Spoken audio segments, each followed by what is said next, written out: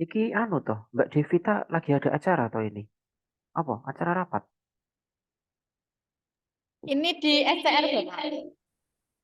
Kita gabung di kelas, Pak. Oh, tak pikir rapat. Oke. Saya share screen ya, teman-teman ya. Yes, manajemen memori sementara. Nah, kita bicara memori sementara itu selalu berbicara dengan RAM.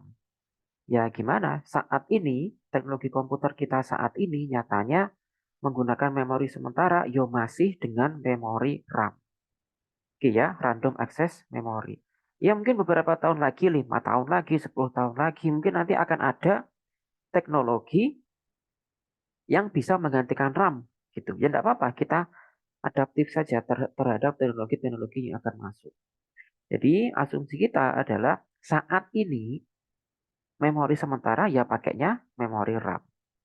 Ya, meskipun di beberapa device tertentu, terutama ukurannya kecil-kecil itu kayak HP segala macam itu ya, memori RAM sudah mulai digantikan dengan memori massal.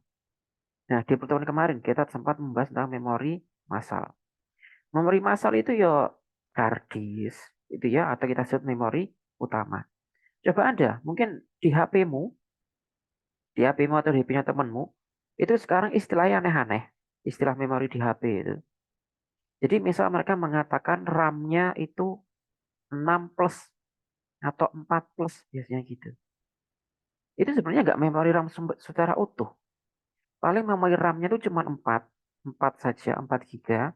Yang lainnya mereka pakai virtual memory. Dalam artian mengambil sedikit bagian dari memori utama.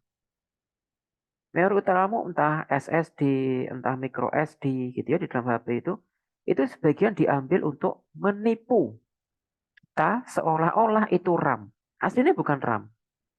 Jadi teknologi itu sudah banyak dipakai sejak tahun 2000-an awal ya. Jadi menggunakan hard disk itu untuk membantu RAM. Kalau zaman dulu hard disk isian, durung ono SSD. Nah, tapi kalau semakin ke sini teknologi seperti itu semakin bisa diterima, ya enggak apa-apa. Kita adaptif saja. Bahkan mungkin next time memori RAM itu nggak dibutuhkan. Atau mungkin next time justru memori RAM itu yang sangat dibutuhkan. Ya namanya teknologi emang gitu ya. Terutama teknologi komputer itu perubahannya luar biasa cepat. Ya HP itu loh, HP-mu itu. Ya saya kemarin beli HP ini. Iki jari memorinya 8 plus. Waduh. Plusnya itu loh plus banyak. Bisa sampai 100% plus sih. Ya gitu. Memori RAM-nya hanya 8 giga. Plusnya itu dia mengatakan RAM juga aslinya yo. Sebagian dari memori SSD itu dipakai atau dipaksa untuk jadi RAM. Tapi dia tidak bisa ya berfungsi utuh seperti RAM. Mesti gak iso. Secara kecepatan pun dia sudah berkurang sangat banyak. Itulah kenapa harddiskmu itu segede apapun misal. Harddiskmu itu 1 tera misal. Kenapa nggak bisa jadi RAM? Ya kecepatnya harddisk itu cuma segitu-gitu aja. Nggak bisa secepat RAM. Nah itu ya. Kenapa sampai sekarang belum ada teknologi yang mampu atau yang bisa menggantikan posisinya RAM ini tadi. Oke. Nah fungsi RAM, ini sapal banget ini. Di arsitektur kemarin udah kita bahas luar biasa ya ini ya. Sampai SSD lah, kalau SSD kan kemarin ya. Materi kita kemarin tentang memori utama atau memori massal. Ini yang belum kita singgung tentang jenis-jenis RAM. Jadi teman-teman jangan tertipu dengan DRAM, dengan SDRAM, dengan SRAM, dengan SDRAM. Kalau sekarang istilahnya DDR, DDR1, DDR2, sekarang sudah ada DDR5. Nah, teman-teman jangan tertipu seperti ini. Kebanyakan kalau Anda mau beli laptop, mau beli PC, itu mesti ono spesifikasi seperti ini, itu mesti ono. RAM-nya sekian giga SDRAM, RAM-nya sekian giga DDR2, misal. RAM-nya sekian giga DDR3.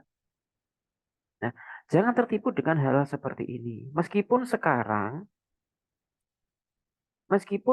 itu banyak laptop, banyak PC itu yang sudah menggunakan DDR4 atau DDR5, tapi nyatanya juga masih banyak orang-orang bahkan industri yang justru menggunakan SD RAM.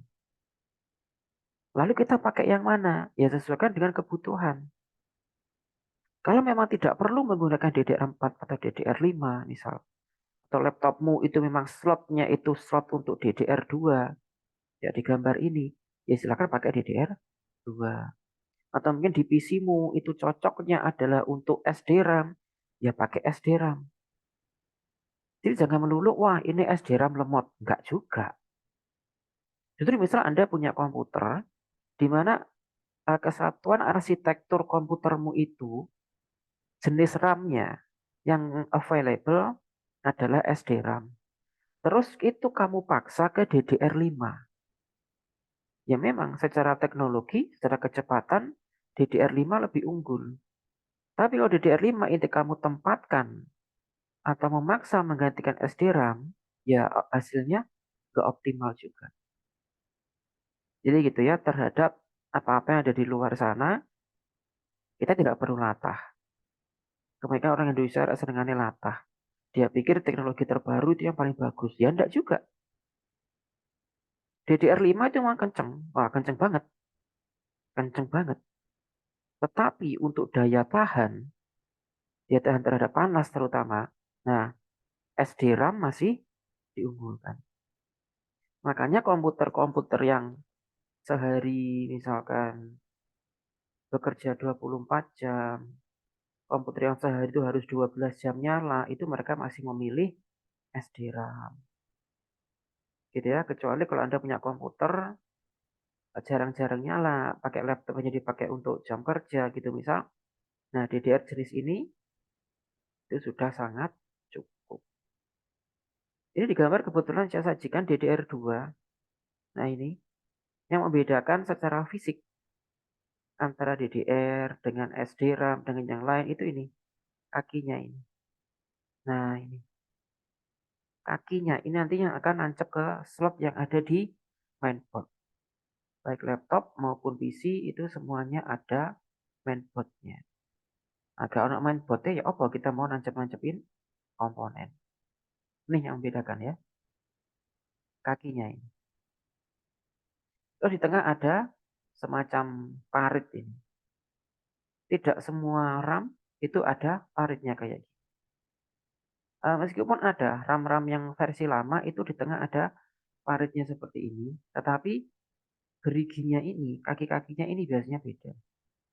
Ini kan satu kesatuan ya, kalau DDR2 sampai DDR5 itu kakinya nempel ke PCB.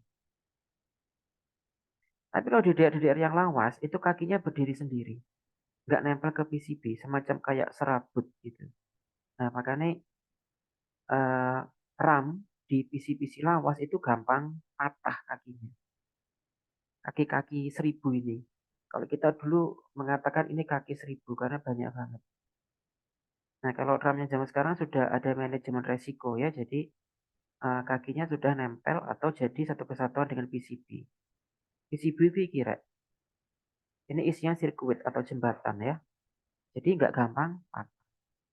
Kalau RAM yang zaman dulu, waduh itu hati-hati kalau kita mau nyabut RAM atau mau nancepin lagi itu harus hati-hati. Jadi itu ya secara fisik perbedaannya di kaki-kakinya. Gitu. Kemudian cara kerja RAM, segi sudah kita bahas. Seingat saya kita bahas cara kerja RAM itu sampai kita bahas memory case. Nah, Anda sudah banyak kan dapat ya kita waktu itu sempat membahas tentang memory case atau case memory. Di mana memory case itu terjadi hubungan antara RAM dan memori yang ada di mikroprosesor. Nah, diingat-ingat lagi. Manajemen memori ini sudah kita bahas juga. Nah, yang perlu saya tegaskan di sini. Ono istilah swapping, fragmentasi, sama satunya lagi patching. Lagi. Patching sama swapping. Nah, ini.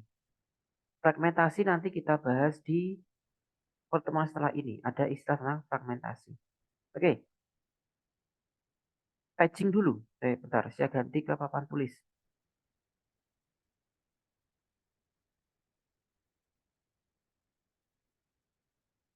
istilah patching dalam RAM. Dalam hard disk juga ada patching, dalam RAM juga ada patching.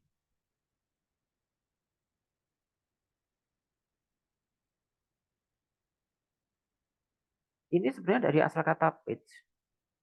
Nah, makanya tidak salah kalau sebagian literatur ini mengatakan sebagai alamat ya, atau proses pengalamatan. Nah, sudah kita singgung juga dulu di hard disk, seingat saya, bahwa setiap data itu pada dasarnya punya alamatnya masing-masing. Dan tiap kali kita menulis data, itu sebenarnya kita juga sedang menuliskan alamat data tersebut. Nah, alamat itu macam-macam. Apakah dia di segmen tertentu? Nah, biasanya kita menulisnya itu kan di segmen tertentu ya. Kayak kita masuk ke rumah orang, itu kan juga ada alamatnya. Nah, patchingnya di dalam RAM itu misal gini. Misal ini RAM. Nah, ini memori RAM. Proses patching itu tidak terjadi di dalam RAM-nya. Tetapi terjadi bahwa data sebelum masuk RAM. Jadi disinilah terjadi proses patching. Jadi sebelum masuk ke RAM, sebelum masuk ke memori RAM, data itu sudah di patching dulu. Nah, sementara kalau di RAM, itu patchingnya adalah untuk memecah belah yang data kayak gini. Misalnya ini data. Dipecah menjadi segmen 1, segmen 2, segmen 3, segmen 4. Boleh data, boleh perintah. Nah, inilah yang disebut dengan patching. Sehingga, nah iki, patching iki. Patching ini terjadi sebelum datanya masuk ke dalam RAM. Jadi wes di patching sik di Jopo. Gitu. Makanya pengertiannya dari patching itu adalah membuat ruang. Ya, kata kuncinya adalah membuat ruang. Kenapa membuat ruang? Ya ini tadi. Loh ini. Satu data atau satu perintah ini kita bagi menjadi beberapa. Atau ini istilah beberapa ruang. Gitu. Kenapa dijadi seperti ini? Ini biasanya karena, nah bisa sini alasannya patching. Faktor yang paling utama adalah keterbatasan. Keterbatasan kapasitas. Kapasitasnya siapa ya? Kapasitasnya si RAM ini. Karena kapasitasnya RAM itu terbatas, makanya kita perlu memecah. Ini kalau arek segini gedenya, tidak bisa masuk langsung ke memori. Sehingga perlu dipecah-pecah dalam ukuran yang lebih kecil. Sehingga baru segmen 1 masuk ke RAM dulu. Baru segmen 2 masuk ke RAM. Nah gitu. Jadi misal RAM yang kamu punya itu kapasitasnya 4 KB misal. Kecil banget ya 4 KB ya. Tidak apa-apa. Ini RAM. Sementara kamu punya instruksi atau data dengan kapasitas 16 KB. Loh, kan nggak muat. Ini langsung masuk ke sini mesti nggak muat. Nah, makanya tapi bagaimanapun ini harus tetap diproses. Gak iso gak diproses. Makanya sebelum diproses ke sana ini harus di patching dulu. Yang 16 ini berarti kita pecah-pecah. Masing-masing 4 KB. Nah, gitu. Baru setelah kita pecah-pecah seperti ini atau dengan proses patching, sehingga RAM bisa memproses sesuai dengan kapasitasnya. Gitu ya. Inilah kita sebut dengan patching. Jadi konsepnya seperti ini. Alasannya ini tadi ya, alasan utamanya adalah demi menjaga ini kapasitas ini. Karena misalkan dengan kapasitas segini, misal kita paksakan ke sini, ya tetap muat, tapi itu jadi antrian. Semakin panjang antrian, nanti malah deadlock. Kemarin kita udah bahas ya deadlock itu apa ya. Nah, gitu. Jadi ada beberapa manajemen yang dilakukan. Terus yang kedua yang saya perkenalkan juga adalah adanya swapping. Swap. Swap itu intinya gini. Nah, misal kita punya dua, A dan B. Antara A dan B ini bisa bertukar tempat. Itulah istilah swap. Di dalam RAM, istilah swap adalah tukar tempat, kata kuncinya ya. Kemudian proses yang penting. Kemudian dikembalikan ke memori utama. Ini kata kuncinya untuk swap. Beda loh ya, antara paging dengan swapping. Itu beda. Oke, sekarang kita ilustrasikan swapping itu kayak gimana. Jadi misal ini RAM. Nah, di sini ada antrian perintah. Ada antrian perintah nih. RAM-nya hanya bisa satu perintah. Berarti kita pilih dari A, B, C, D yang lagi ngantri ini, mana perintah paling penting. Misal, perintah paling penting ternyata B. Sehingga B yang kita izinkan masuk ke RAM. Nah, ternyata B ini lama diproses. Karena B ini pertama ini adalah penting, tetapi juga lama. Setelah B baru diproses A, misal. A juga penting. Tapi antri. Setelah B selesai baru memproses A. Sementara D dan E ini tidak penting. Nah, ketimbang D dan E ini tidak penting, makanya ini dikembalikan ke memori utama. Memori utama bisa hard disk, bisa SSD. Jadi gitu. Ada yang mengatakan dikembalikan, mungkin ada yang mengatakan pinjam tempat. Maksudnya pinjam tempat itu ketimbang dia di sini ngantri gitu kan ya, dan dia juga bukan perintah yang penting yang harus segera diproses. Nah, ketimbang terjadi antrian yang panjang nanti mengakibatkan deadlock misalnya gitu, makanya lebih baik D dan E ini dikembalikan dulu ke hard disk atau dikembalikan ke SSD. Tergantung memori utama yang kamu pakai apa, apakah hard disk atau SSD. Sehingga pinjam dulu. Jadi D dan E sementara ditaruh di memori utama. Sampai kapan? Sampai A, B, sampai C selesai diproses. Nah, kalau antriannya sudah selesai, misalkan udah tiba nih gilirannya si D dan udah tiba gilirannya si E. Nah, disitulah baru D dan E dipanggil dari memori utama untuk ngantri masuk ke RAM. Nah, gitu. Ini namanya proses swapping. Beda ya. Kalau paging itu memecah biar lebih kecil sesuai dengan kapasitas memori RAM. Tapi kalau swapping itu mana yang penting diproses, yang tidak penting dititipkan dulu ke memori utama. Nah, itu perbedaan antara swap dengan paging. Nah, karena kalau nggak dikasih perbedaannya gini, biasanya teman-teman bingung. Apa itu swap, apa itu paging? Nah, gitu. Silakan. Jika ada pertanyaan, bisa ditulis di kolom chat, tidak apa-apa.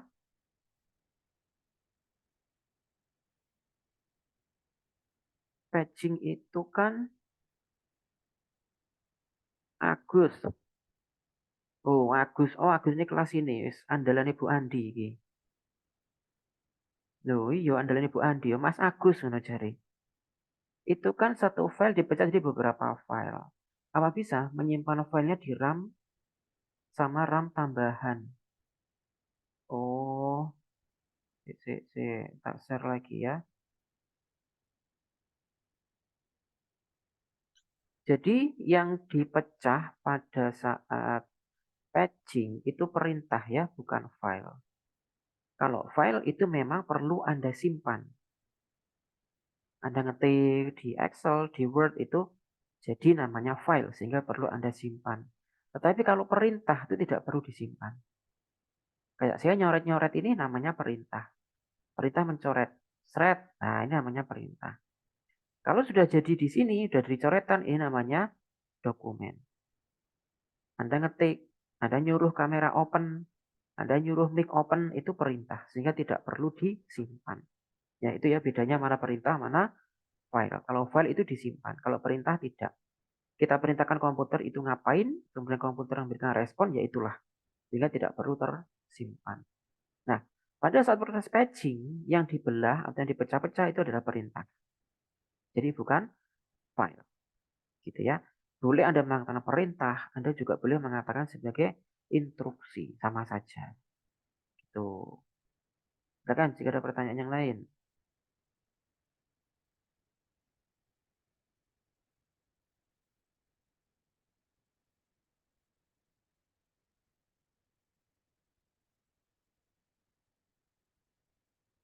Sudah, sampun? Oke.